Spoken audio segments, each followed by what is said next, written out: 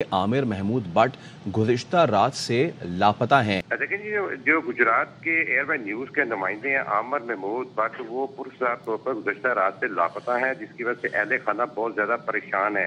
اہل خانہ نے عامر محمود بٹ کی گمشدگی درخواست تھانہ سول گجرات میں درج کروا دی ہے۔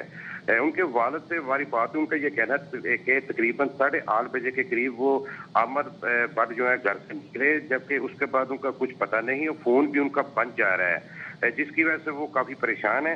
انہوں نے مختلف مقامات پر ہسپتال اور دیگر مقامات پر چیک کیا، لیکن ان کا کوئی پتہ نہ چلا۔ اس حوالے سے جب پولیس سے رابطہ کیا گیا تو پولیس نے ان کی گمشدگی سے لازمی کا اظہار کیا۔ تاہم ان کے گھر والوں کا یہ کہنا ہے کہ انہیں شبہ ہے کہ انہیں پولیس نے اپنا حراست میں لیا ہے، تاہم پولیس اس واقعے سے لازمی کا اظہار کر رہی ہے۔